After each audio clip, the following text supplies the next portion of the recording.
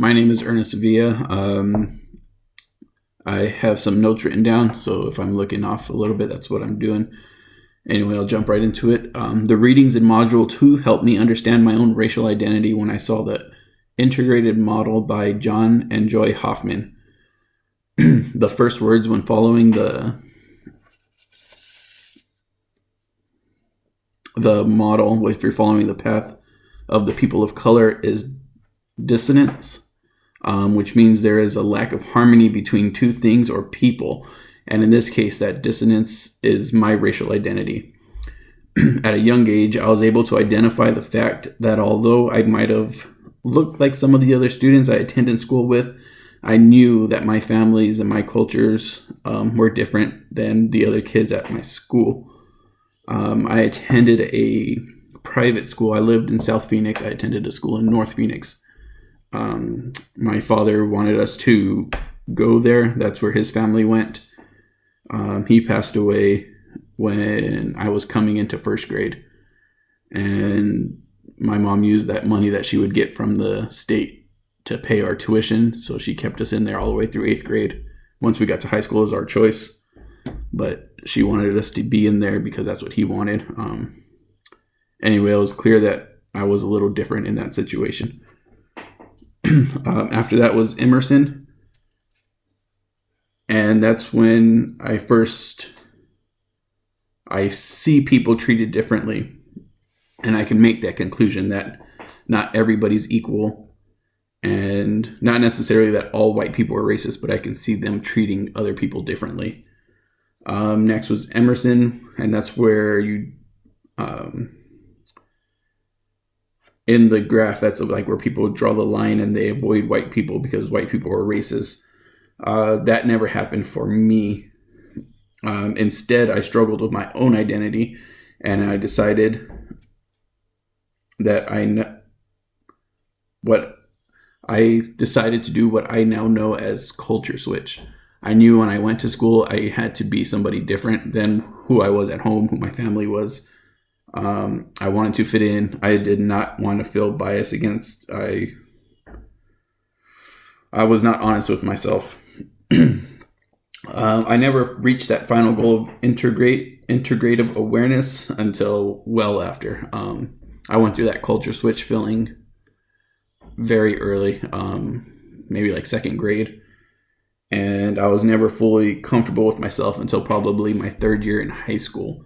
And that's because I was around not only my family, but I was around peers. I was around friends that looked like me, that shared my same background. So I felt like I was able to be more comfortable in those situations. The first time I felt institutionalized racism is also around that same time when I was getting comfortable with myself. It was my sophomore year in high school, a group of baseball players. I played baseball. We went to a local restaurant after school. We had a couple hours to kill before the game. This group was comprised of many races. It was probably about a dozen people in total. And as it happened, 2 students walked in and they asked, could you guys host a party for 12 people? I wasn't one of those people. I assumed they said yes. They came back out and they're, yeah, let's go in. And then when we walked in, I remember the host kind of eyeing everybody as we walked in. And towards the end, that's where I was, probably about the last 5 people. It just so happened we were all Mexican. There was one black kid. And he was just like, you guys can't come in. Getting a little angry just thinking about it. Sorry.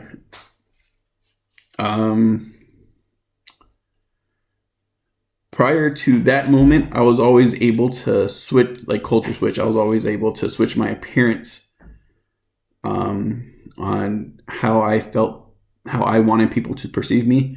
But in that moment, I was not able to. He looked at me. He judged. He saw me right there. He saw me for who I was. He didn't give me a chance to talk. And it was just like, you guys are not coming in.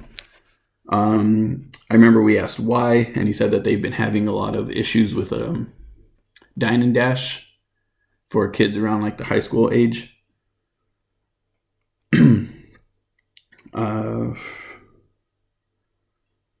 this point, mentioned problem with students dashing, but the other students who let in were the same age. It's clear the only difference was our race. I was in the middle stages of adolescence when that happened, and according to Erickson, he described this as trying on new roles and advancements in moral thinking.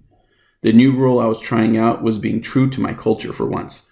Like I said, I couldn't culture switch. He saw me, he knew who I was, and that's what it was.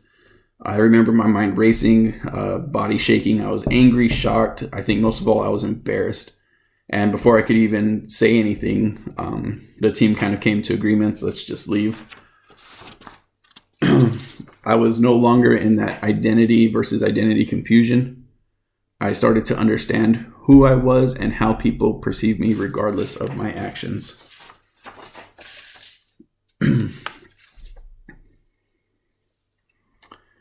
If I was looking back and I could bring the critical race theory with me, I could bring the commitment to social justice. In the International Journal of Qualitative Studies, it says to speak about the oppression and importance of being diverse in race, sex, and heterosexism, and that disrupts whiteness and sexism, patriarchy.